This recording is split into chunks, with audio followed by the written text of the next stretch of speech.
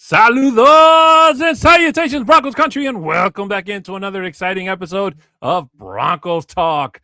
Ladies and gentlemen, today is a very special episode because not only is BroncoLibre here, I mean, he's always here, but, he's here tonight.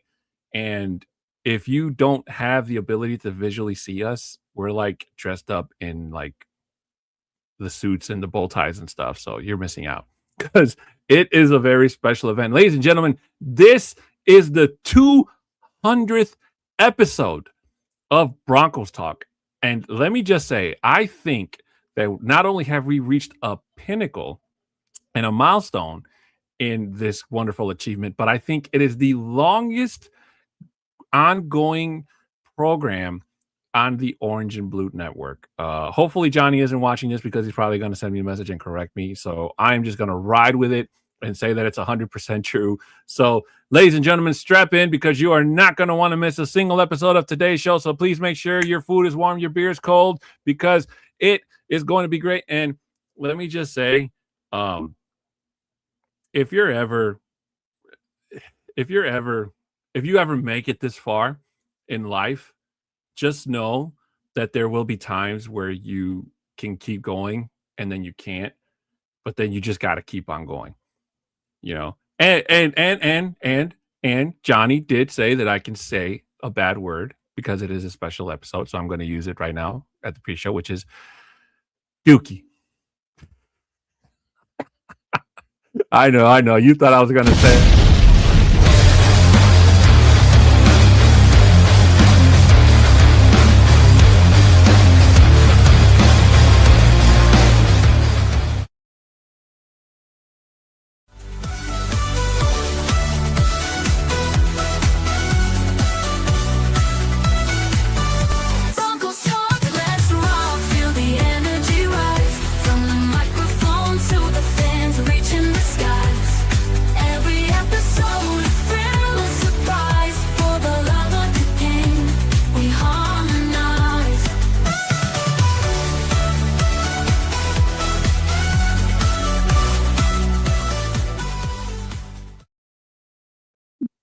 Hey, Dookie!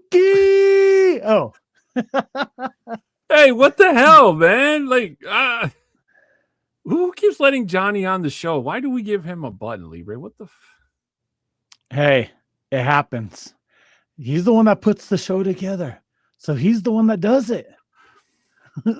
He's never going to let me say a bad word on this show, is he? No matter how many episodes we reach. Right? Maybe for 201, maybe for 201. Maybe. Oh, we'll shoot. When we get to 1,000, we're definitely gonna have to get something in writing because I feel it. We're almost there. We have 799 more to go. Sounds good to me.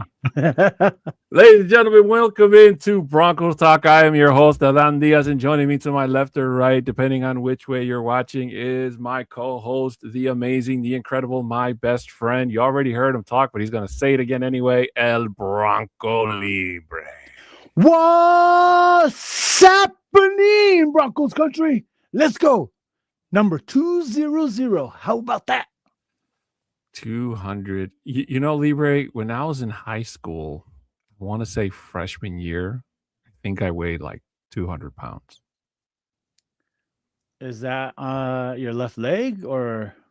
Probably. I've been a big kid all my life, but freshman year I don't think Fluffy was around yet, but if he'd have seen me, he'd have been like, damn. Oh, no, he wouldn't have said damn. He would have said, oh, hell no. Oh, hell no. Get in an elevator. Oh, it's going down. It's going down. Oh, hell no. I love Fluffy. I wish I was able to go to his show in LA with Joe Coy when they play there. They're at SoFi Stadium. Mm-hmm. I'm still looking into that, but it's also getting close to when my son graduates as well this year. So it's going to be a little hard to even pull that off. I'm still, once I hit one of these scratch offs, Libre, and I win that $1 billion, I'm probably going to hire Fluffy to play at my birthday or something. Heck yeah. The only way to do it. and then he can't go home until I run out of money. There you go. But ladies and gentlemen, welcome in.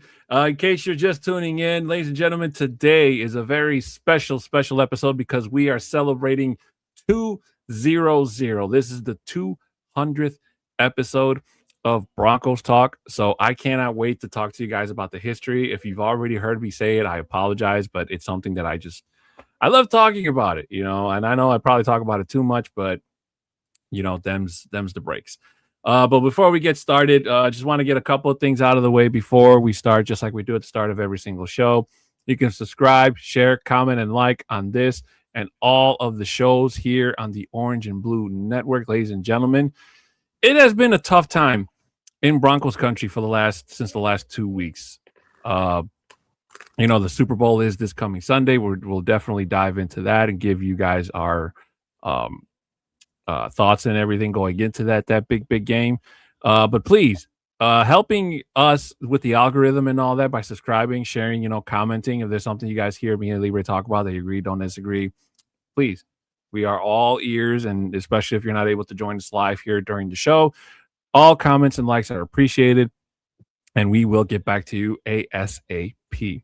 Also, for any business inquiries, you can email at broncostalk2020@gmail.com. For our audio listeners, regarding which platform, this doesn't matter which platform you're listening to.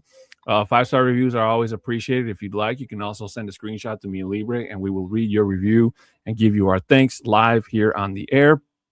Our Twitter handles are there at the bottom. Mine is at A6ft10Mexican. BroncoLibre is at BroncoLibre5280. Also, today's show and all the shows are sponsored by Dubby. If you don't know what Dubby is, it's basically got no sugar, no calories, no maltodextrin, no fillers, and no artificial colors. It's formulated with nothing but amino acids, B vitamins, nootropics, including the patented neurofactor nootropic, and the caffeine is derived directly from the coffee fruit. And to give you guys a special hookup and offer, if you use the code OBN10, you'll get 10% off your order at checkout on all of your favorite Dubby products and flavors. Again, that code is OBN10 to get your 10% off your order at checkout. Shout out to Dubby for being a continued sponsor of this and all the shows here on the Orange and Blue Network. Also, ladies and gentlemen, we do have a show schedule that even though Broncos football is officially done for the season, the talk and the conversation definitely is not. Again, please keep in mind, if you haven't heard these before, these are all times that will be read out to you in Mountain Time. So please make sure you check your phone or Google to get the converted time for your area. On Mondays, we have the Orange and Blue Blitz on Mondays and Fridays at 11 a.m. On Mondays, we have the Broncos Bros at 7 p.m. because, hey, do you even Broncos, bro? Come on. Even Broncos, bro? See, I got to work on it, Lee. I can't say it like you do. So much better. Well, it's because I hang out with George all the time. So, it's it's just like embedded into you then at that point. I don't have money to fly out to Denver every other week, Lee. That's because you don't even Broncos, bro. Because I don't Broncos, bro. Yeah, I got a Broncos, bro. I got to work on it. On Tuesdays at 7:30, we have the flagship show, the Nothing to Hide with Orange and Blue, here at 7:30. On Wednesdays, just before we go live on the air, for those of you that are Nuggets and Rockies fans, we have the Mile High Symposium at 2:30 p.m. Currently, the show you're watching right now is at 6. On Thursdays at 7, we have the guys from the Mile High Outcast podcast who thanked us for 200 episodes here in the comments. Thank you guys so much for the well wishes. And I'm telling you, for those of you guys that are right behind us in terms of it doesn't matter when you started, man, you guys are going to get there one day. And I cannot wait to see you guys flourish and get there and be a part of it. So thank you guys so much. And I look forward to you guys getting to this achievement in the very near future.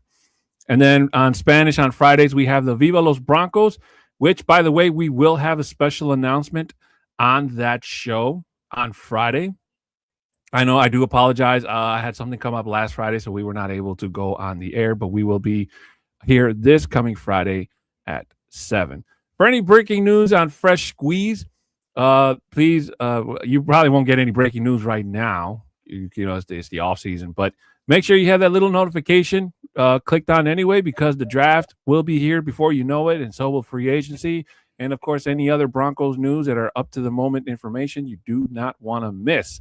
And then during the season, we have the pregame show, the Get Bucked pregame show with all the guys breaking down the news of the day going into that day's game. And then for those of you that aren't able to watch the game, we have the Bucking Booth. It gives you the play-by-play of every single part of the action so you don't miss out. And then, of course, a post-game show, which is the Buck Your Feelings, every single game day with the guys breaking down the results of that game, the good, the bad, and the Bucky, as we like to say. So please tune in and show your support for us here on the Orange and Blue Network. All right. I think I'm done, Libre. Oh my gosh, I'm so tired. I can't, I don't know why. You just talk and I get tired. I had a long day at work and then that. No, I'm just kidding.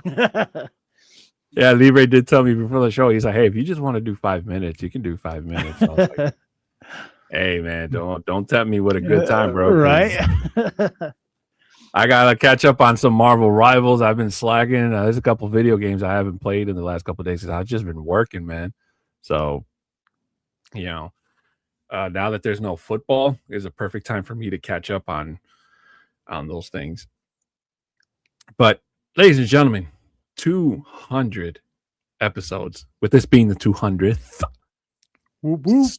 So, I'm pretty sure Libre's heard this story as well. But for those of you that haven't, basically this show was always an idea in my head for the longest. And then the pandemic came along and only the big dogs were able to survive. And they were the ones that actually helped create the boom that became the podcasting world, And for me, it was hanging out with the guys over at Mile High Huddle because those guys, as far as I know, were the number one team to go to or stream. And I would watch them every day. I didn't have a lot of money, but I would donate whatever little I could. And then along the way, I met Mundungus and Glenn Hauser and Mr. Boggins and my good friend Christy. And a couple other people who we kind of became like, I want to say close because we saw each other every day in the chat, and then Mundungus was even invited to be a special guest on Mile High Huddle. So watching those guys go up there and talk to what I would imagine was hundreds of people every single day.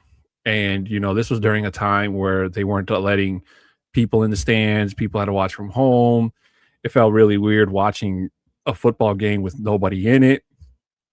No fans, just the teams and the team's players.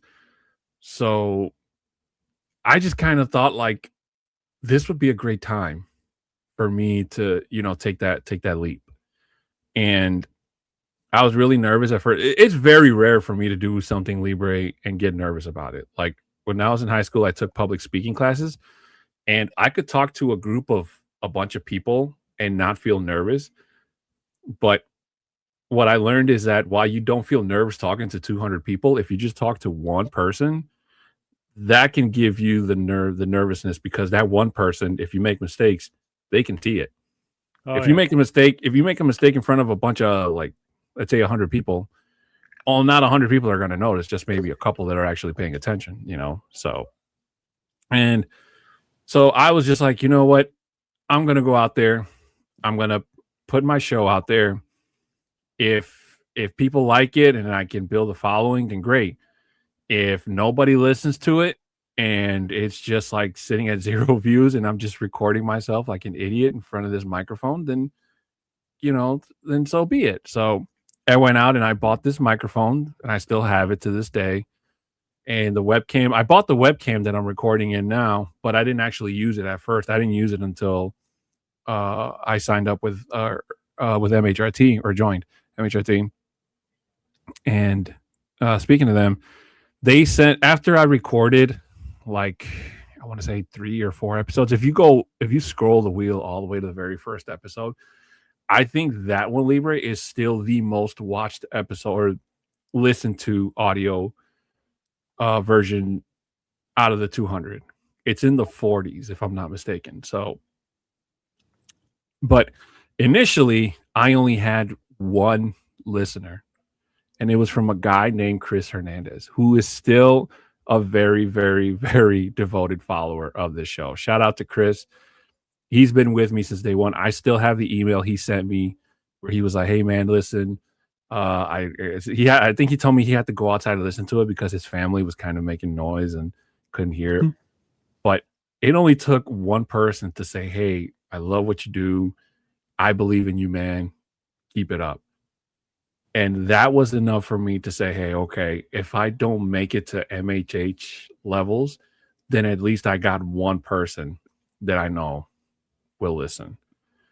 So, and then Mundungus and Glenn one day reached out to me and they're like, "Hey, listen, we're starting our own show. Would you like to come be a part of it?" And I said, "Yeah, sure. I'd love to." I was actually honored that they even asked me. So, it was me, him, Boggins, Christy, and if you go back and watch our very first show on MHRT, and I think it's still on their channel, like we were all so nervous. It was like our first day in high school type of thing, but because it was like it was a group of us, and even though we've talked so much in chat, talking in chat versus talking live in person are two very different things. And that was my first time actually being on a live stream where I wasn't recording. So I couldn't go over if anything, something sounded right. Like I couldn't go over, delete it, and then re-record it, like I was doing before.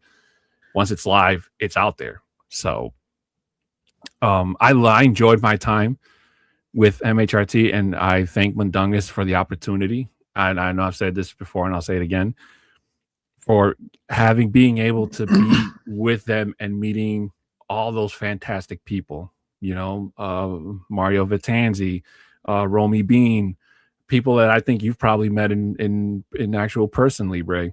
Yeah. Mahai Fanatic.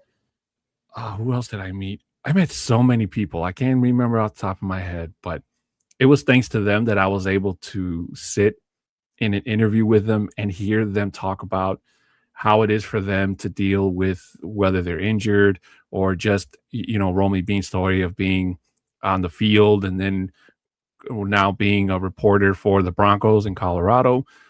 So like it was an amazing journey. It really was. And then when I left MHRT, like I didn't know what to do. I honestly did. And I'll be honest with you guys. Like if you go back towards that dark period, like I literally there were times I sat in front of this mic, I will not kid you, and I didn't know what to say because I got so used to streaming on live, I kind of forgot how to record. Mm-hmm. And I thought that maybe I didn't have an audience anymore. So it was like, well, my numbers definitely tanked after that. Like I think I was at like what I started when I started numbers. So it kind of started setting doubt in my mind, like, well, maybe people don't even realize where I am anymore. Like maybe they don't care. And that stuff starts to affect you as a podcaster, and even though they always tell you like, don't let the numbers get you down, because I don't really pay much attention to the numbers before, but I started to. And then it was like, I still had Chris in my corner, which I will always be grateful for, but I felt like it was just him. And then I seriously kid you not, I thought about like, maybe I should just stop, maybe if I stop, nobody cares. And then here comes Johnny Baki, my hero of sorts. And he's like, "Hey, are you still doing Broncos talk?" I'm like, "Yeah, kind of," and he's like, "Well, I want to bring it on the network, because and I want to give you a show. I'll work on the logo." Like Johnny has been such an uplifting person. It is stuff that you guys don't see behind the scenes. And I literally told Johnny, I was like, "Dude, I don't know if you want my show. Like my show is like just dead in the water damn near." And Johnny's like, "Oh man," he's like, "I want your show. I want you to be on this network." He had so much faith in me. And I was like, I don't know if I could do it. Like I had doubt in myself, and I hardly ever doubted myself. Like 90% of the day, if you ever hang around with me, I'm a complete idiot, especially at work. So it's like for me to sit here and tell you guys that I have doubt in something I can do is very rare because I think I can do everything until I do it and I hurt myself. And then it's like, okay, I can't do that. But he had so much faith in me and he helped lift Broncos Talk literally out of the water. And then he even gave me a co-host, our good friend Ty, who was definitely going to be a part of this. Unfortunately, he had to step away due to health reasons. And then I'm so glad that BroncoLibre joined the show because technically BroncoLibre I thought was only going to be a guest, but he was like, no, I want to do this show. I want to be a part of Broncos Talk as well as Viva Los Broncos. So that's why I'm very grateful to sit here with you guys. I went back and I actually saw the video. I couldn't clip it. Of the I think a year ago was when Ty and I recorded the very first episode of Broncos Talk on Orange and Blue Network, and everything that could go wrong did. Like we recorded the part where Johnny and we were having technical issues, so that made it on the stream. And Johnny's like, you know what? Just leave it there. I don't care. Like he is so open. He lets us do pretty much anything we want, except like I can't even. He had a list of stuff we can't do. I think it's holding up my chair. But anything else, he see the beautiful thing about running the show is we're not always obligated to be on the air because that's what I thought we had to do. And because there are times where we'll be honest with you guys, sometimes Libre and I will just be burnt out. Not burnt out because we don't want to be here streaming, burnt out because during the off season, there's just like, what can we talk about that all of the other Broncos podcasts that you guys listen to and love don't listen to? And it's just like, if we don't feel that Libre and I cannot be at our best for you guys, then maybe we need to kind of take a step back, kind of, collect ourselves, take some time off, relieve some stress, do whatever it is that we love to do, and then come back to you guys fresh. So BroncoLibre, thank you so much, man, for stepping up and being a part of the show and for helping me get this far with it. No, I was just, again, you're welcome. First of all, I want to say thank you to you as well, giving me the opportunity going on now, almost a year and a half ago, being able to do this. Because at the time when Johnny reached out to me and put out the idea about doing the Viva Los Broncos and doing all that, and prior to that, like I'll say a couple months prior to that, talking about with my other friends and whatnot, like, hey, let's start a podcast. Let's do that. And then not knowing what to really do, what to get to set up or whatever thing like that. And then that happens. It's just like a calling. And I'm like, I'm all on board. What do I need to do? Let's do this. Let's get it going. And like how they say, the rest is history. The rest is la historia. La historia de la vida de el 6'10" Mexican y el BroncoLibre. Yeah, I remember that conversation too, because Johnny's like, yeah, BroncoLibre wants to come and be a part of Broncos Talk. And I'm like, really? But at first I thought he meant like you wanted a guest star. So I was like, well, maybe BroncoLibre wants to come on here and help promote Viva Los Broncos. But he's like, no, he wants to be a part of the show. So we're thinking like you could be like, I think we would have been the first three-man show because the other shows only had two people. And before even Ty, I thought I was just going to have to do it by myself, because I told Johnny, and Johnny's like, hey, if you want to co-host, that's up to you. He wasn't going to, force it on me. He's like, if you want to find somebody and you want to bring them on, great. If not, I can find somebody for you. And, he found Ty for me. And Ty at first, we had great chemistry and it was great. But again, unfortunately, his setbacks forced him to step back. And then that's when I started thinking, I'm like, well, maybe I'm going to have to just do the show by myself and see what I can do, kind of basically tap into the format that I was using before. And then he's like, well, no, you can bring in BroncoLibre. And I was like, well, at first I kind of felt bad because I was like, well, I don't want to take BroncoLibre's Wednesdays because I already felt bad that, I was taking away your Fridays. And like I told Libre backstage, it's like for me, it's not that huge of a deal because I don't have kids of my own. I'm a single guy. The only person I got to worry about is my dog. So aside from him, like scheduling normally isn't that big of a deal because if I'm not sitting here and I'm not playing video games, I'm at work because I'm Mexican. So working is all I know what to do, So it was just like, if he's cool with it, I'm cool with it. Let's give it a test run. Let's see how we do. And hopefully BroncoLibre can work around his Wednesdays. The only thing that BroncoLibre and I do differently is I have dinner before we record. BroncoLibre has dinner after we record. So that's why sometimes. That being said, guys, I didn't lie out. No, I'm just kidding. So that's why you see me sometimes kind of burpy or gassy because it's like all that stuff in my stomach is trying to settle in, and it's like it won't go down. I know you're always. Yeah, it's like burp. It's like well, and again, it makes sense. We're an hour difference, so that's why. Yeah, see, and I keep forgetting that. I keep thinking. I look at my clock. I'm like, BroncoLibre, you eat at 8:00, and it's like, oh no, it's 7.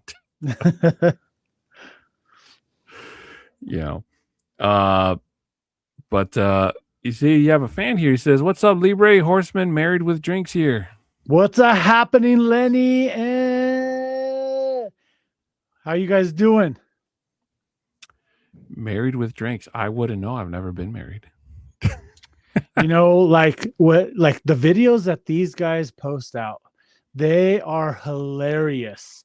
You have to go check them out because Lenny and them, they do like great comedy. They have their own podcast that they do live on Sandy. So Lenny and Sandy Lulu.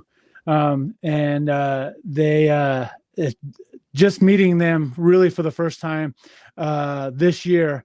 I've known about the Horseman Tailgate and all that for many years, but to actually really get to know them this year has been a phenomenal thing. And the great community that we're starting to build here in Denver, especially around the tailgate, is awesome. Thank you guys, Sandy, Lenny. We'll definitely be looking in the. They won't be having a live because they normally go live on Facebook on Fridays, but they're going to be out of town this week itself, so they're going to be coming live for the following Fridays or whatnot. But go in there, subscribe, like, share, and put the notifications on so you know when they go live because right away it's going to be there. They said they loved meeting you, Libre. Same. Nothing but love, guys. Nothing but love. And thank you guys so much for being here. My high salute to you guys for your support for us here on the Orange and Blue Network. Ladies and gentlemen, if I can just add one more thing before we get to Robert's question. And I say this to my fellow podcasters that are watching us from the other programs here on the Orange and Blue Network. From anybody within the sound of my voice, and even a couple of Uber passengers in the past who have asked me when I tell them I have a podcast, and they always ask me the same question, like, what is the first step, or what do they have to do to be successful? So to that, I can't honestly answer that successful part because I don't know what success is because I've never tasted it. And I hope that Broncos Talk, along with the Orange and Blue Network, can get there one day, and we can be a part of the success that we have either seen other networks be a part of or been a part of with them themselves. So as you guys know, Orange and Blue Network started with literally zero subscribers. Johnny and Isaiah started this network from the ground up, from zero. And currently, as of this recording, we are just over 600 and something followers. And we are on the road to 1,000. And ever since Johnny and Isaiah started their journey, we were lucky to be a part of it, as well as every other program that you have heard me mention at the start of the show, and every other program that Johnny and Isaiah decide to add along the way. So, yes, there are a lot of networks out there. And yes, there are a lot of shows for you to choose from. and that's totally fine. Having a variety, there's nothing wrong with that. But I will say you have to take the gamble, you have to take the risk, and there will be times where you may feel like nobody's listening or that if you set a goal, you don't reach it. The only thing I can say to that, guys, is find a support system. Find somebody that, especially if it's a follow, if it's a listener who becomes a fan, lean on them, let them be your support system. Because when you do get to that point where you feel like what you're doing is not good enough, that person will uplift you and they will tell you, hey, you're going to be okay. Keep going, keep grinding, keep churning, just keep doing it. Just like Dory said, keep on swimming, swim, swim, swim. Yeah. And of course, guys, if you want to hear more, inspirational or motivational stuff or, tips or whatever, feel free to DM me and ask me, and, we can definitely have a conversation about it. But again, thank you to Johnny and Isaiah for being a lifesaver to this program and literally bringing it back from a very, very dark place. And, without them, I wouldn't be here celebrating 200 episodes and many more to come. So thank you, guys. Thank you to BroncoLibre. Thank you to Ty for this wonderful milestone. Yeah. But let's get to some Broncos talk here, Libre. Robert Merrick asking us, what do y'all think about Denver possibly going after Alvin Kamara? Well, we know we have the Sean Payton connection with him. Is he still under contract, or is he going to be a free agent? That's another thing. Like, are we going to have to trade for him? That's another thing. Because yes, we have all this capital space now, but what I feel like I think we need to go younger than Kamara right now. A couple of the running backs, I think I've already mentioned this already, and a couple our podcast of the last time was Kenneth Walker III. He's a free agent after he plays in the Super Bowl on Sunday. And they have Charbonnet already as their running back. He just happens to be the backup that is actually doing really well right now. And his price for him is going to just go up and up because we're going to see him have a great game on Sunday. And I feel like if we can go after him or Breece Hall from the Jets, who are going to be who's going to be a free agent technically in March when the new league year happens. If we can get one of those two running backs to come here, just know that our running back room just got better because those guys are not great runners who can run between the tackles, which we need. And also we need that passing running back as well, which both of them are great at. So if we can get one of those two guys to come here and sign with us, guess what? This offense is going to be dangerous. Like, yes, we were lacking some offense here this year. That just adding him and then another wide receiver to our to the wide receiver room itself. Trust in the process itself that this offense is going to be dangerous, and we already have the defense, and we already seen that. And it's going to be a scary team where we're going to be a scary team in all three phases of the game itself. Robert, I think we're okay in the running back department. I think that we kind of did just enough with what we had in J.K. Dobbins. I'd be more okay with the idea of re-signing Dobbins because Dobbins is somebody that already knows the offense. And yes, the risk of injury is there, but I feel like you run that same risk with any free agent running back you get. So I think running it back with J.K. Dobbins for me would be the much safer bet. Alvin Kamara, I thought would flourish a whole lot better under that offense with what's his name, the head coach.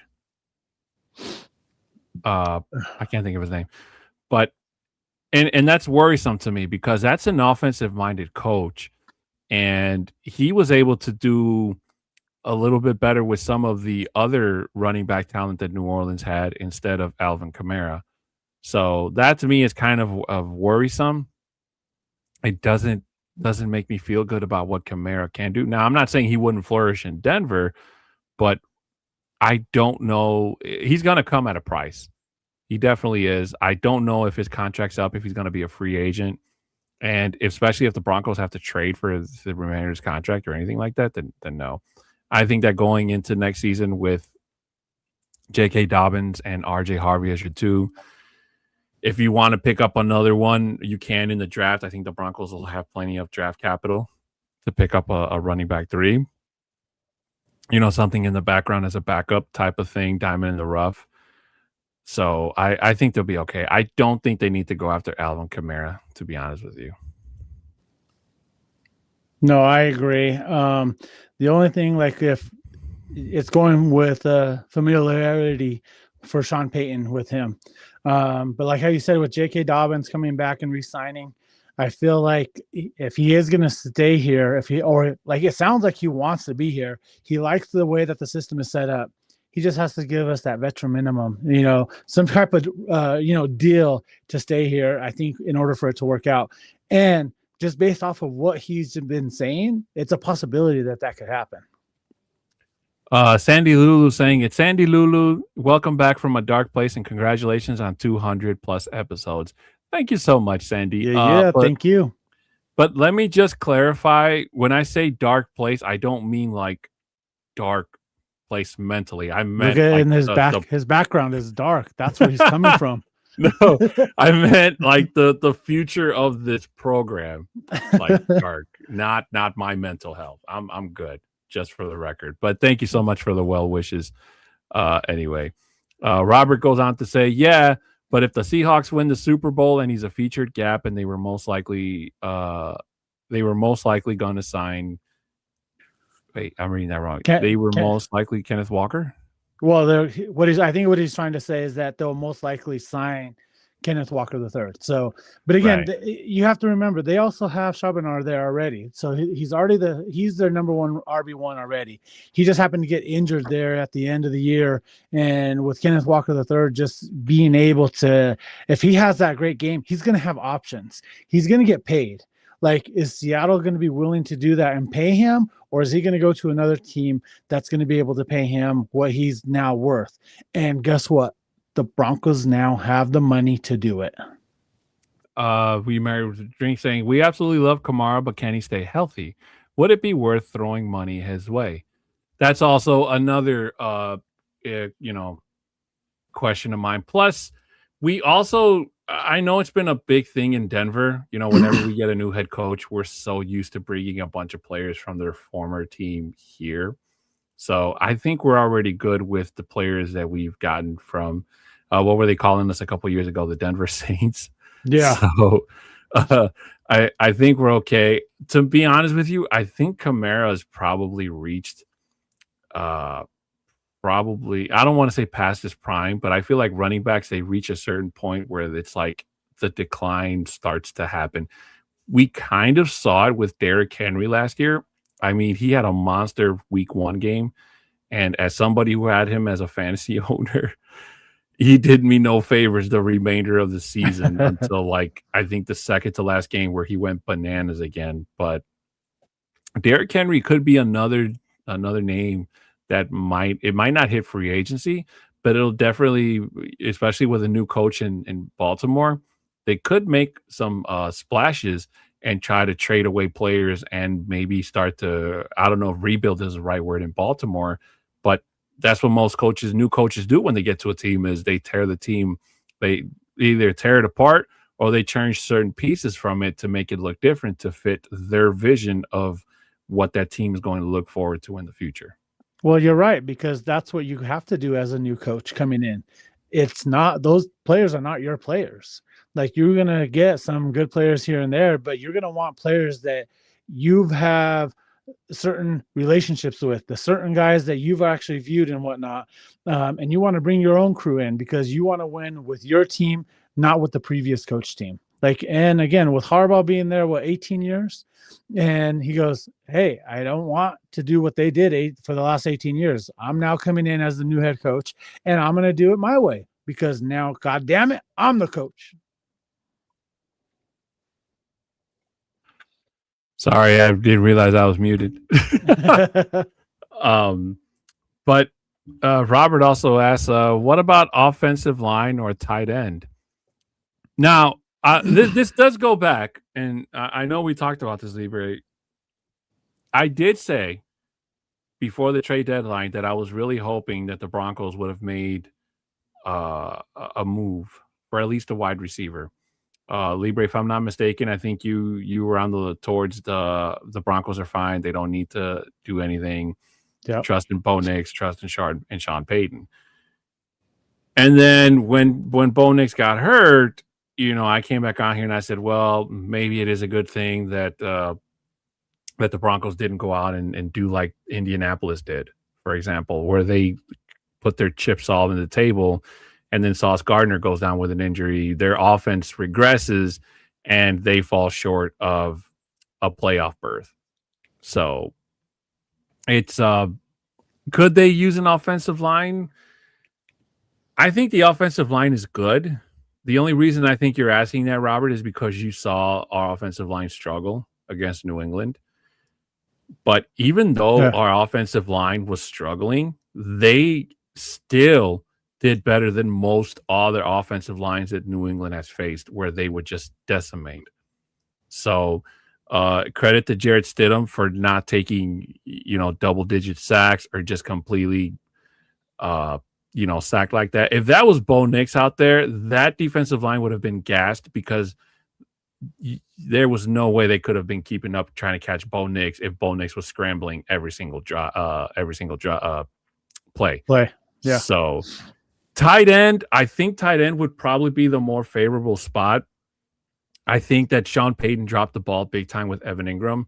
We all got super hyped when we saw him in that one playoff game. I think it was against the Cardinals, and we thought that, he really was going to be the Joker. But the tight end was like one of the most underutilized positions for the Broncos this season.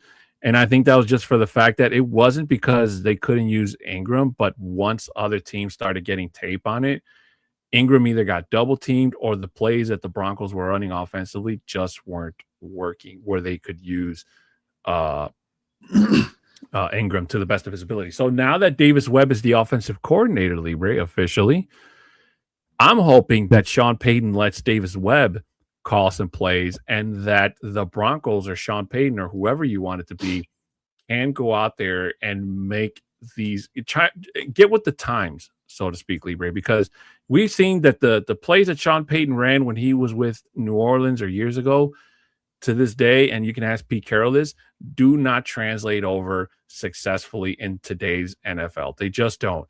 Every single year, you got to find somebody or you got to find a way to be fresh, to be good, to be clean, to use your players to the best of their abilities. And I don't think it was any coincidence that the Broncos took a chance with Davis Webb, because Webb could have went and been a head coach at any other team, but he decided to stay in Denver and become the offensive coordinator. So now it's his time and opportunity to shine and show the world just how dangerous this Broncos offense can be in 2026. I agree with you, but I do have offensive line. I do think we're going to need another tackle in McGlinchey. I like McGlinchey. He's been good. He's been all right, but I do think we need somebody else there at that tackle position, and maybe with getting Wattenberg. I don't know with Wattenberg if he's really there. I know he came back for that game after being injured or whatnot. But if we can get another maybe tackle, compete for that job, let's go ahead and compete for it. And with Evan Ingram, I agree with you.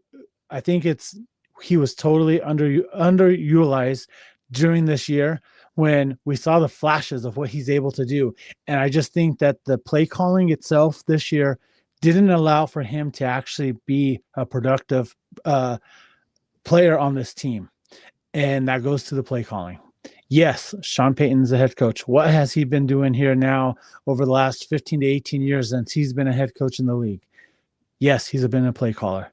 I think what the conversations that were had leading up to the decision of getting Davis Webb as the offensive coordinator was, hey, if you want me to be the offensive coordinator here, part of that situation is first you have to get rid of Joe Lombardi, which then the Broncos did. And then they now signed here at the beginning of the week, they made him official as the offensive coordinator. And then he goes, well, I want to be, if I'm going to take this offensive coordinator position, I want the play calling of it as well. Hey, I'm putting my name out there, and I've been interviewing with 3 other teams to be the head coach, to be the main guy.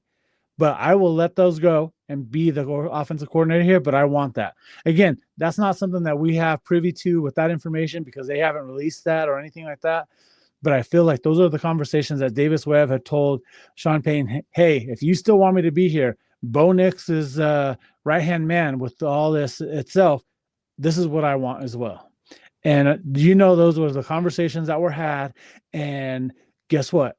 I think he's going to relinquish it. They're not going to say that he ever does it, I don't think, but we're going to see it going into the season next year and then seeing him doing all the play calling. Like when we played Arizona earlier this year in the preseason, who was doing the play calling? It was Davis Webb for that game. Mm-hmm. And guess what? He was on it quick. And I think a lot of it comes to the fact is the play calling getting to Bo or to Stiddy right away so that they can get in a high tempo mode. And we saw that on that championship Sunday that the plays weren't getting in fast enough. And I think it was just Sean Payton. I don't know if it was the cold weather that was slowing them down or whatnot, but I feel like now that this is now going to be handed over to Davis Webb, like I can see this potentially being where Sean Payton's here, maybe another 4 or 5 more years, whatever the case might be, and then it's handed off to Davis Webb. And that could be part of the whole conversation as well. Like, hey, you're going to be the next person up, for this. This is what we want to do.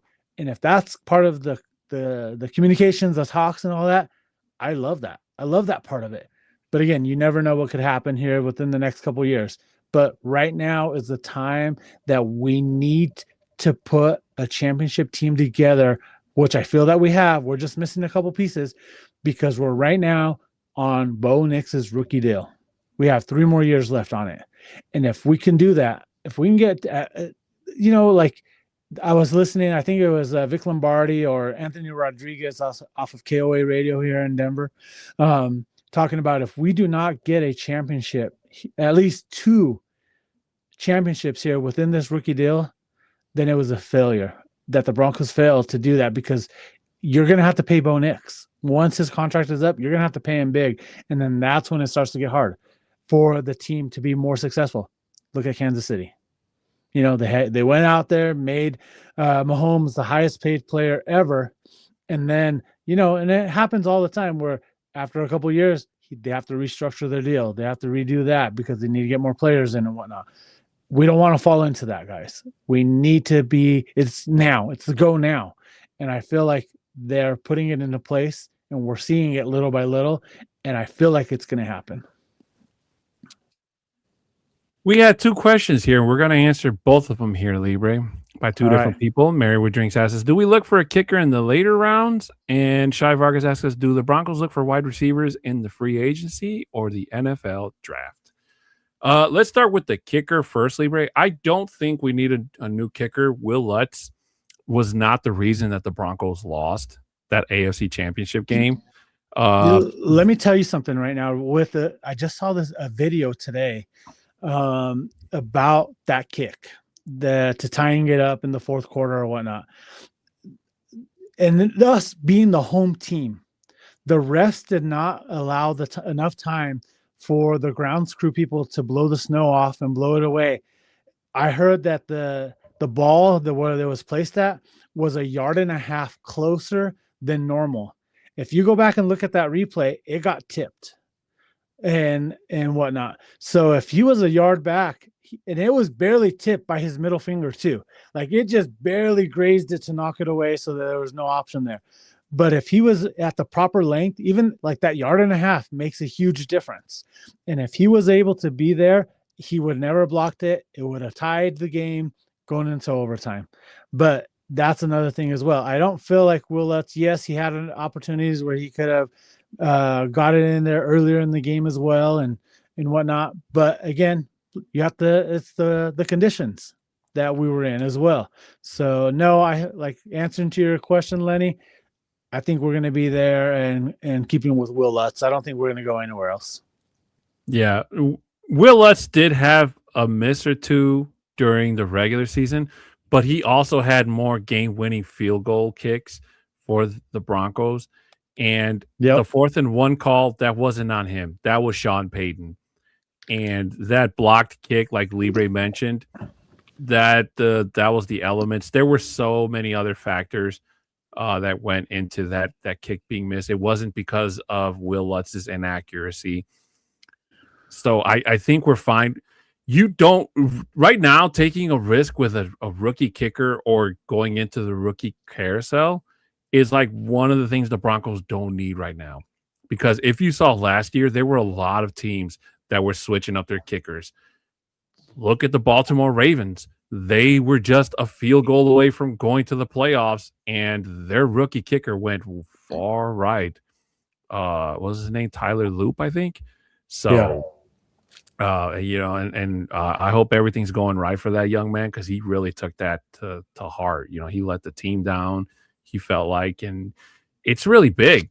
It's a lot of pressure to put on a rookie kicker, So, for most teams, I'm pretty sure that whatever kicker they can find that can almost make it with their eyes closed or as close to it, they're going to freaking keep, So it's definitely a very important position. I think the Broncos will be fine with Will Lutz so long as he doesn't have, kicking issues going forward or decide to go for like 75 yards, like something Cam Little could probably do in his sleep, Well, if you're here in the Mile High City when the air's thin, you never know.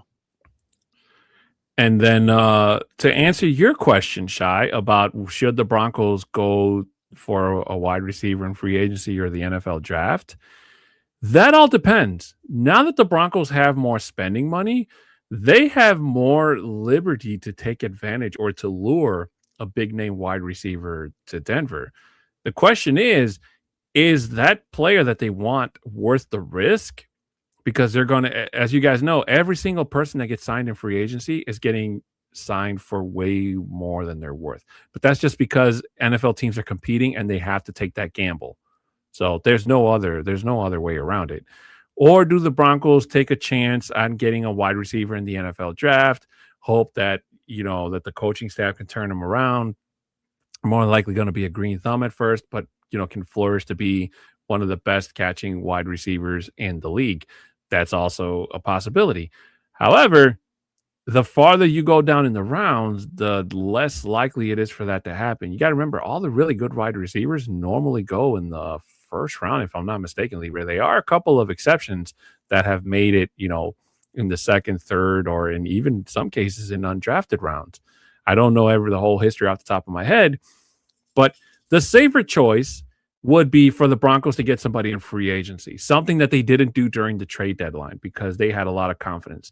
Last week, you guys heard us talk about Courtland Sutton and how we kind of felt that during the season, there were a lot of catches that for the amount of money you're paying that man to make, he should have made. And they were not like circus catches, nothing like where you had to catch it upside down or a tippy toe or none of that. It was right in between the numbers and he didn't catch it. Let me go off of this real quick. I don't know how many of you guys actually watched the Pro Bowl yesterday, but I think the Broncos found the true wide receiver one now. In number 72, Garrett Bowles. He had a couple of touchdowns there in the Pro Bowl. I'm just saying, and he looked pretty good. Garrett Bowles is wide receiver one. I'm just saying. But in all seriousness, though, Shai, I do feel like even though Don says we have to lure somebody here to try to get them, we don't have to lure anybody. The Broncos are now a destination city where players want to come here and play because of what they've heard already about the facilities that is finishing up being built there at Dove Valley, the locker room, the way that this team is, how close they are. There are players that are going to want to come out here and play. Me and my son were just talking about this yesterday about AJ Brown buying a house here in Denver, and then all the trade talks and all that saying, "Oh, he just bought a house there in Denver. Like now, let's put in a huge blockbuster deal to get him." And I told him right away, I go, "You know what? That is one player that I really do not want here because he is a cancer." And that is one thing that this team does not need is that type of cancer. I don't care how good you are. You can be the best that you can be the wide receiver one, the best one ever. But because of the way your antics are on and off the field and just hearing it all season long, I don't care if you play in Philadelphia or not. Even like I don't know if you got it because of the fans there or whatnot, but we don't need that here in Denver because we want people that want to be here, that want to play, and that's a team player and not a diva. And trust that we will find a wide receiver one to be here to complement Sutton as being the wide receiver two that I've thought he's always been. Because he's always had, when he was getting there and playing really well, who did he have on the opposite side of him? Tim Patrick. And then those first 2 years that Russell Wilson was here, Tim Patrick was out and whatnot. You started to see that decline there with Sutton there. But guess what? I feel that this year we're going to be able to get that, and you're going to see Sutton's numbers go back up because we're going to have a true wide receiver one here in Denver to help that out. And let me just clarify something. When I say lure, I wasn't so much talking about the free agents because to Libre's point, that's exactly what's going to happen. Those guys will attract themselves. I meant lure like players that are maybe towards like 1 year off of their contract, and maybe they want to say, "Hey, I want to come play in Denver, but I got 1 more year. Find a way to get me to Denver." That's what I meant by lure. Gotcha. And if they can't make it this year because they're contractually bound and the Broncos don't want to take the chance or whatever, then they'll definitely be on the radar for 2027. That's what I meant by lure. Okay.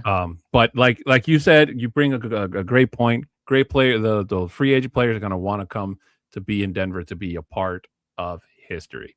Ty Fly guy saying, congrats to 200 episodes. You've surpassed us by a long shot. Cheers. Cheers to you, Ty. Thank you so much for the well wishes. Again, it's been great, guys. If you haven't checked them out, go check him and his co-host out. They've been great. I had a lot of fun recording with them, and I've always told them if they ever need a guest host, hit my lineup. I'm always happy to come back and be a part with them. And hopefully when they reach that milestone, I'd love to be a part of it and celebrate with them. I'm always looking for reasons to drink, I'll be honest. and just so you guys know, I don't know if you saw that, even at 200 episodes, he still gets tongue-tied. Yeah, you try. Hey, you try saying Ty Fly guy 10 times fast. and I'm old now, so it's. I think when we hit 300, I think I'll be like in my 50s by then. God dang, I hope it's not that far out. Yeah, I'm gonna 10 years, bro. I'm gonna need bigger wheels on this chair,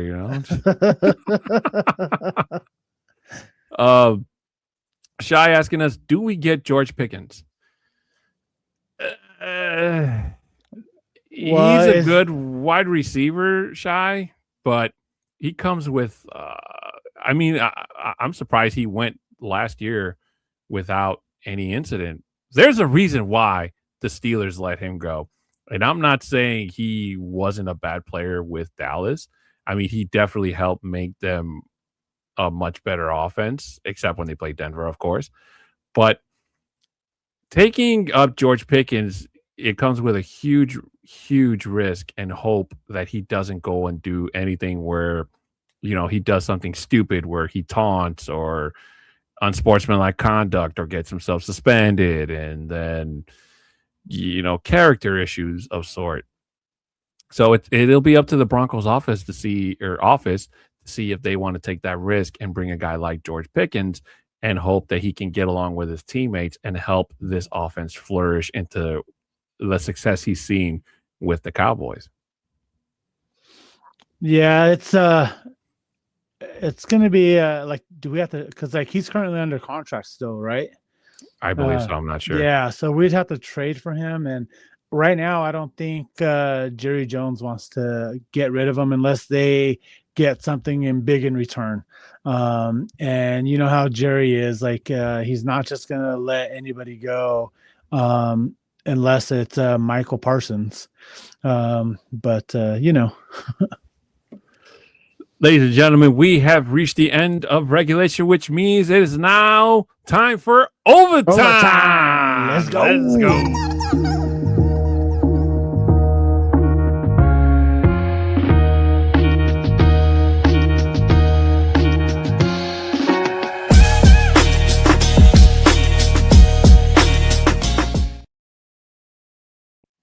Welcome back in, ladies and gentlemen. This is Broncos Talk Overtime. If this is your first time here, this is the part of the show where Libre and I let down our hair figuratively, and we talk about anything going on in our lives that we find relevant or just let off some steam.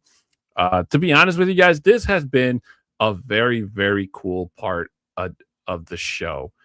And it's something that we added along just after Libre joined.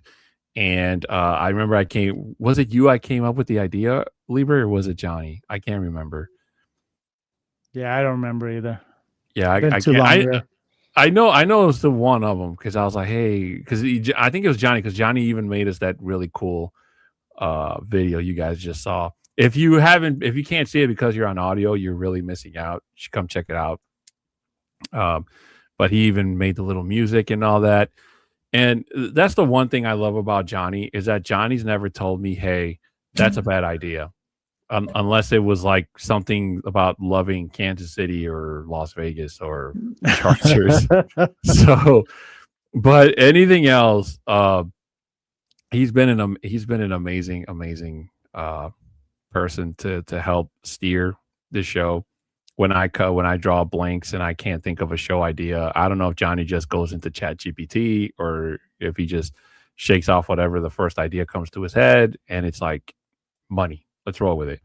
You know. So but the one thing I want to talk about tonight, Libre, is people with their kids. So I recently started working security at my job.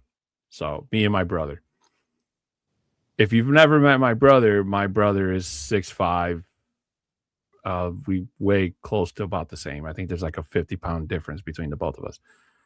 So that's why they hired us, because we're two really big dudes.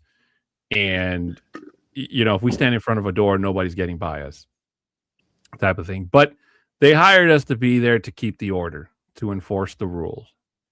So lately, I don't know if you've ever dealt with this, Libre, but we've dealt with these kids, mostly teenagers, that on the weekends they've been staying at the resort and they're part of a hockey team, like a hockey tournament or something.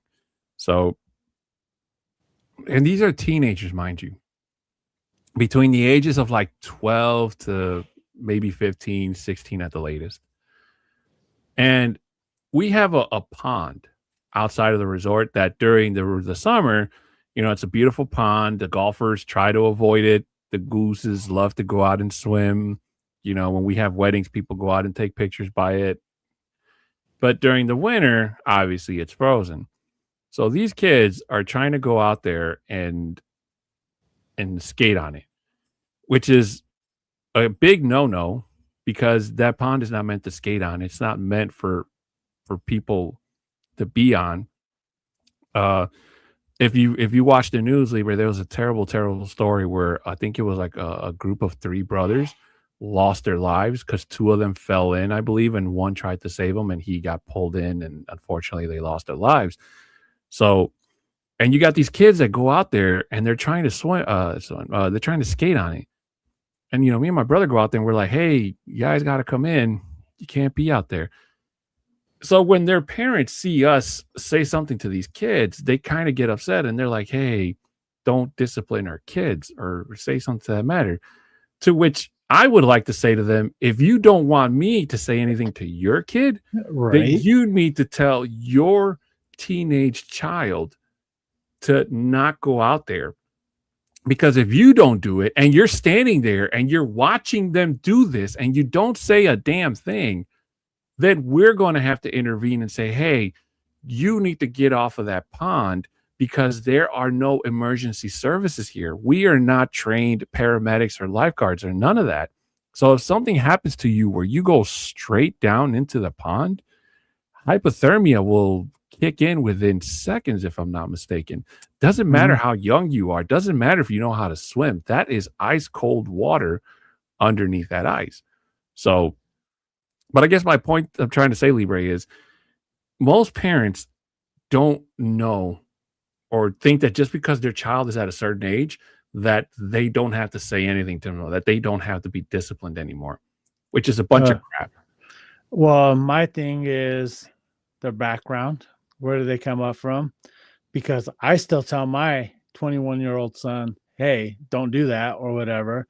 So my next thing is there signs out there saying no going out onto the pond, no going out there? Where are they trying to be little rebels or whatnot? But I can see they're teenagers. They just want to have fun, do all that. But if there's rules and regulations, like, and if your child is getting reprimanded by security, like you don't have really grounds to say much, to say don't tell that to my kid. Well, then guess what? We're going to charge your room. We're going to do whatever we need to do for disruption of property or whatever the case may be, but that's another thing that I have to look at is like, are those signs there saying, hey, don't go onto the ice? Because they're signs. Yeah. Then at that point, the parents, that's how they were growing up too. Like that's another thing as well. It's like these are the type of people that think that they're entitled and they're above the law and it doesn't matter what things are saying, and that's on them and that's their fault. And with me, like I'm the type of person as well that's going to say, you know what, then take care of this, or if not, I'm taking care of this right now. I'm actually paid here by the property to say, no, you can't do that. If you have anything problem with it, let's go to the manager. Let's go up to the office, like I have no problem saying that, but I'll tell people too, the same thing, like how you're saying, like, get them out. You need to go. Like, that's my first. Yeah. That's just, and that's what I think it just comes down to. It's just like, there are some people that are so entitled to just things and that rules don't apply to them. Doesn't matter if it's posted or not. And those are the people that are the problem in the first place. And that's why their kids are out there doing that. And they have no care for any rules, just because they think my parents don't care. Why do I have to care? Yeah, man, I tell my nephew this all the time when I take him home. I say, you have no idea how lucky you are, because absolutely. When I was your age and I was growing up, my dad and my two sisters and my brother, he would sit our asses down with just a look. A look. He would grind his teeth. He would be like, "Ándale, cabrón. Like, I dare you to do something." When we went to people's houses, there was no running around and jumping. It was like, nope. We sat our asses right on that couch. Like, hey, you guys can go outside and play or do it. Like, no, we're good. We'll stay right here. Like that you say that right now, which is funny, is I saw this video. What kids today won't hear today, what we heard while we were growing up. One of the phrases was, "I brought you into this world. I'll take you out. I'll take you out of this world." And my mom told me that all the time. But again, kids today will not hear that type of thing, because now, I'm going to call CPS. I'm going to call the law, because now that's a threat, blah, blah, blah. So, but yeah, back in the day, some of the stuff is even like one of the things is go home, like go outside and play, and don't come back until it's dark. People don't do that now, like at all. So I know, like there was times like what was nice where I grew up at, where we were literally outside in the little park area. We're either playing baseball, kickball, playing football, and we're doing that all day long. Yeah, and there's still things that I just turned 41, and my dad always reminds us, like, hey, don't think because you're grown, you do something out of line. I can still swing that belt. I can still swing that chancla, and, to this day, I don't curse in front of my old man or anywhere around his presence in Spanish anyway. It's still yes, ma'am, no, ma'am, yes, sir, no, sir. Don't do anything to embarrass them. Like, all that stuff, all the stuff that they instilled in me when I was a kid, to my sisters and my brother too. That's just how it is for us. And I think that while that lifestyle or that method was rough, it helped us not be brats, because I saw it in myself, even though I didn't want to acknowledge it, that I was being not just a teenager, but an idiot. I saw it in my sisters. I saw it in my brother, and we grew out of it. And it's just a phase that every teenager goes by. So, I just want to say again, folks, if you do not want other people, especially people of authority, and I say authority myself because I am working at security, so it is my job to be the authority and enforce the rules of the hotel that I'm being paid to enforce. So if you do not want me to tell your child to stop doing something, then you need to get ahead of me and tell them, hey, stop doing something that's dangerous, and it feels like almost every single since New Year's Libre, when we've been dealing with these kids from all these different, teams, we all keep having the same issue, So hopefully it gets that message gets through. So is that something that now that you see a trend going on and you know that a team is coming in, is that information passed on to the coaches or parents at all? In some cases, they're standing right there watching it, Libre. Okay. And they don't see anything wrong. Why can't they go outside and play in the snow? Why can't they go outside and skate on the pond? And I said, ma'am, the signs that are there are not just there just because. They're there to tell you that there is no emergency services. The fastest time it takes EMS to get to that hotel, Libre, is between 5 to 10 minutes, depending on traffic, weather condition, availability, all that stuff. If your child goes underwater for 5 minutes and the paramedic can't take his gurney, they have to walk through the snow, the heavy snow that's on the golf course. Not to mention that they're like wild animals that are out there, like coyotes. One of our coworkers filmed a coyote there yesterday during the day, which I've never seen before. So you got wild animals out there. Like it's crazy. So there's like a lot of variables that are out there, not just the skating on the pond, but if one of your kids gets bit by a coyote, what do you think they're going to do? They're going to try to sue the hotel or blame it on the hotel or some reason or another. So that's really what we have us for, to make sure that doesn't happen. If you stay in the building, the coyotes won't get you or bite you. You won't fall through the pond if you skate on it, because the pond is not designed to have people skate on it. So safety is what we're trying to instill in these parents. So that way, if something happens, you cannot turn around and try to sue the hotel, because I will stand there and say, I told you so. Well, you need to start saying this, FTK. Yeah. Oh, just like in Soul Man? Yeah. Well, just like because Lenny just put a comment on there. FDK. FDK. Can't say that on the show, but for those that know, no. But moving on to a lighter topic, and this is something Libre and I were talking about. Unless you have something else you want to say, Libre, feel free. But we were talking about holiday parties, where we just had our holiday / employee party, whatever you want to call it, last week. We hadn't had one in over 6 years since the pandemic. 2 management companies ago, this new management company was like, hey, we heard you guys hadn't had a party in a long time. We want you guys to come, best dress. It's going to be, and it was beautiful. I'll have to upload pictures that we took, but it was fantastic. It went all out. I actually took my job seriously more than normal in setting up everything. So it was fantastic. Our audio visual department did fantastic with all the AV stuff, and it was great. And the one thing that I was telling Libre that I kind of forgot about after not having an employee party after 6 years is there's nothing more enjoyable than watching your coworkers get drunk. Hilarious. And that's what happens. They get married with drinks. Because While I was drinking, but I was not drinking heavily because A, I was a designated driver because I always draw the short end of the stick, and B, they ran out of Modelos pretty quick, and they only had wine, which I'm not a wine drinker unless I'm eating like something fancy that goes with it. Coors Light, which if you like Coors Light, then I'm sorry, but Coors Light is terrible. I know it's from Colorado, but still. And Miller Lite. And you have to drink like 10 Miller Lights to equal one Modelo or a Corona, whichever one.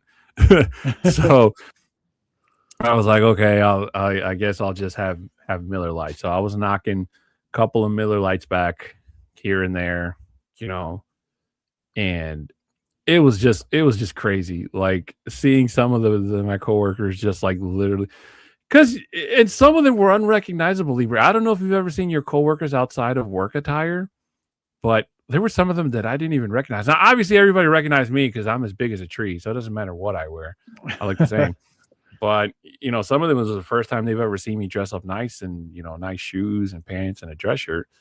And he's like, "Wow, you look very nice." And I'm like, "Hey, sometimes I like to dress up." Well, then your haircut. I'm just saying that's why they didn't recognize you. Yeah, I was telling Libra that I got out the shower before we started streaming, and my hair was like, I didn't even comb it. It was like straight back. And I was like, oh, just how I like it. Straight up Mexican right from the get-go. Right? And he just got out of the shower and just shook his head. And it was suavecito. You know what it is, Libre? I started using that what's that gel called? That Gorilla Moco gel. That's what it is, mocos. Yeah, I'm telling you, man. Like they told me about it, and I thought, I was like, man, it's just hair gel. Like our hair gel is the same. It's like, no, man, you got to try the moco gel, like that stuff. But don't put a lot, because then your beanie's gonna be stuck to your head or something. It's just a little dot, like a little dab. You te lo pones, and you go over, and it's like, wow, nice and shiny, and it held my hair in place through a good part of the day. Wow. That's what I'm telling you, man. Ya tú sabes. Ya tú sabes. No, like we were talking about that backstage before we started the show, and I have, like, for me, we haven't had a holiday party in like about the same time, about 5-6 years now, since the company I work for was bought by a public company. So, you have to be a little bit more politically correct and all that. And but I remember when we were a private company prior to we being bought out, and man, those holiday parties was crazy. Just seeing like people just let loose, like being able to drink, and just it's so. I like just going to those just to people watch. And I know they're my coworkers or whatnot, but then you have the tea for Monday. You're gonna say, hey, do you remember this? Because look, here's the pictures I got right here. Here's the video. Wow, look at that. It didn't even move in your beanie. It didn't even move. It's still it didn't shiny. even move. That moco stuff really works. We need to get them to sponsor. Yeah, it was like hairnet and all. Get down, Vato Loco. There it is. No, Vato Locos forever. I can't wear a hairnet, because if I wear a hairnet, people think I work in a lunchroom. So I know it's supposed to be like, what they wear in Blood In, Blood Out, like all those Vato Locos wearing hairnets, but I gotta have the cholo look, because if you don't have the cholo look and you just have the hairnet, it just looks out of place. It looks like, again, like you work in a lunchroom with food or something. But no, man. I was telling also Libre that I think I was one of the very few people that, because part of my job is I build dance floor, so I built like this gigantic dance floor, and like I felt like I didn't dance because I don't dance. I don't know how to dance. I have my mom's 2 left feet. When I was growing up, I wanted to, and I asked so many girls. I can't even tell you, Libre, and they all said no. And I thought it was because maybe they knew that I didn't dance, or maybe I wasn't popular enough, which was probably true. But the main reason, and it's only because one girl told me, she's like, it's not you. It's that I'm short and you're tall, and people just stare at us. And it's really uncomfortable for them. So that's why I never learned how to dance.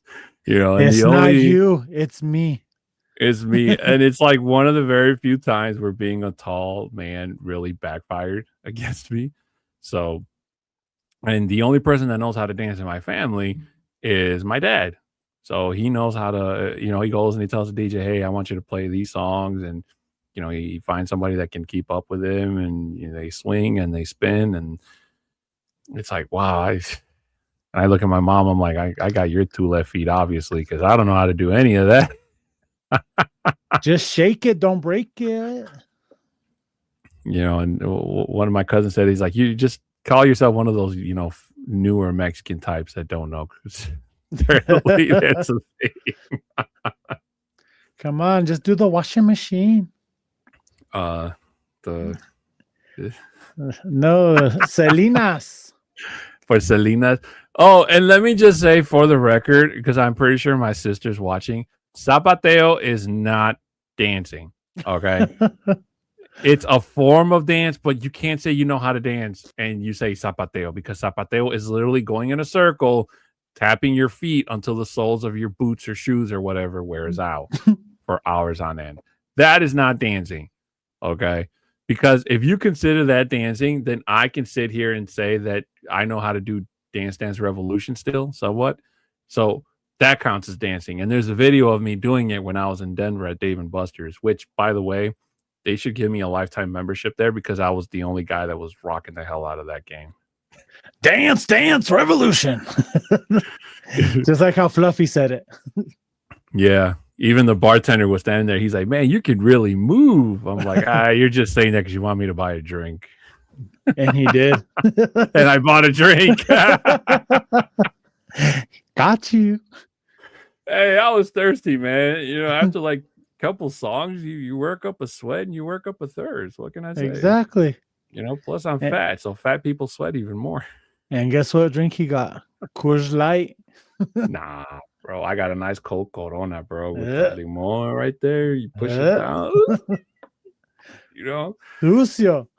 For our 300th episode, when we get there, Corona, have my people call your people. No, you know what we're going to be having? Instead of Corona or Modelo, we're going to have some tequila time from Casa Breck, from Breckenridge Distillery. Well, I hope you and your son got strong shoulders, because I am not an easy person to carry around. Well, we have your nephew who's going to be here, so we're good. He's my designated driver. I hope he knows to drive by the time I see you. Well, I hope so as well. Otherwise, like, hey, just call an Uber and roll me in the trunk. Well, you can't have your Uber app on at the time either, so because you can't get your own ride. Yeah, pretty much. But ladies and gentlemen, that is going to do it for today's show. Libre and I would like to say thanks to everybody in our chat today. Married with Drinks, Robert Myrick, Identical Punch. I know you're only spamming for cheap views, but just for the simple fact that you're here, I'm still saying thanks. Shy Vargas, Thai Fly Guy, Malahai Medlock, Robert Myrick. I don't know if you said your name already. Tim Dog. Tim Dog. Did we miss? For all your cousin was here. Tomorrow. No, he wasn't. I didn't see him. Jorge? Yeah, he was here at the start of the show. Jorge? Oh, that's the other Jorge. My bad. I confused the Jorge. He's my brother from another mother. Yeah, my bad. I thought that was your cousin, George.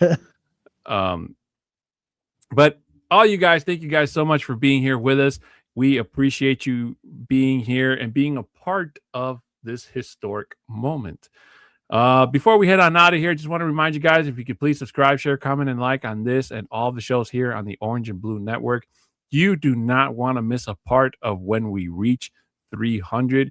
Otherwise, Libre will remember, and he'll hunt you down. He's got hunting skills. You better watch it. There isn't a McDonald's he has never met. Or actually, let me rephrase that, a taco truck, because he promised me the best tasting tacos in Denver when I go. So, and I know, and you're paying for it too, so I can't wait for that. I don't know about that part, brother. Well, you better start saving, because I only carry have it on tape with me. I don't know what tape you're talking about, bro. Like, I know there's 200 episodes, but it's like in the archives now. I'll pull them. I'll pull them. Johnny keeps it on his shelf, like right behind him. You know. I'll have my statistician go out there and pull all the audio and video. All the get the VCR out. You know, post out the tapes. Yeah. Ladies and gentlemen, please subscribe, share, comment, and like on this and all of the shows here on the network. If there's something you heard us talk about that you agree or disagree, there's something that you didn't get to be a part of during the live show, please feel free to hit us up and we will answer them to the best of our ability. For any business inquiries, you can email at broncostalk2020@gmail.com. Again, today's show was sponsored by Dubby. If you use the code OBN10 you'll get 10% off your final order at checkout for all of your favorite Dubby products and accessories. Shout out to Dubby for being a continued sponsor of this and all the shows here on the Orange and Blue Network. For those of you listening through audio, regardless of the platform, please, 5-star reviews are always well appreciated. If you'd like to screenshot it, send it to us through our DMs. We will be happy to read your review live on the air. Our Twitter handles are right there at the bottom of the screen. Mine is at A6ft10Mexican. BroncoLibre is at BroncoLibre5280. Ladies and gentlemen, I know we didn't get to talk about Super Bowl, but Libre, real quick, who do you think is going to win the Super Bowl? Seahawks. And I think that we're going to have a Seahawks themed episode next week. You know, before we go, like, I was talking because I have a Patriots fan in my office, and I told him to say, "Hey," and he's a weirdo, you know, and I said, "Hey, do you know how to say the word yes in Spanish?" And he goes, "Yeah." I go, "Can you say it?" So say it. Say what? Yes in Spanish. Oh, sí. Hawks. Let's go. Sí, Hawks. I like that. And he was like, he goes, "Hey, but that was a good one." He goes, I haven't heard that one yet. But I go, "Yeah, I saw a video on it, and I go, I had to get you on it." And he was like, "That was good. You got me." Yeah. So Broncos country, bust out the Seahawks jerseys for one day because we are definitely going to be green just on Sunday, and then when the Super Bowl's over, it's back to orange and blue and business as usual. Yes, sir. So with that being said, he's Bronco Libre. I'm Adan Diaz. This has been Broncos Talk here on the Orange and Blue Network. We say good night. So long. Thank you guys so much again for this amazing milestone. We cannot wait to reach the future with you guys. Up, and away. And as always, go Broncos! Go Broncos! And the Seahawks just this weekend. Right? Yes. Okay. Wait, huh? No. Well, I'm saying go Broncos, but Seahawks as well. But just for this one weekend, Libre. Not even the weekend. No, you can't do the whole weekend. It's only about 3.5 hours on Sunday. Okay, for 3.5 hours. So it's a temporary permission from us to you guys in Broncos country. Go Seahawks for 3 hours. There we go. I like that. Okay. We'll see you all next week.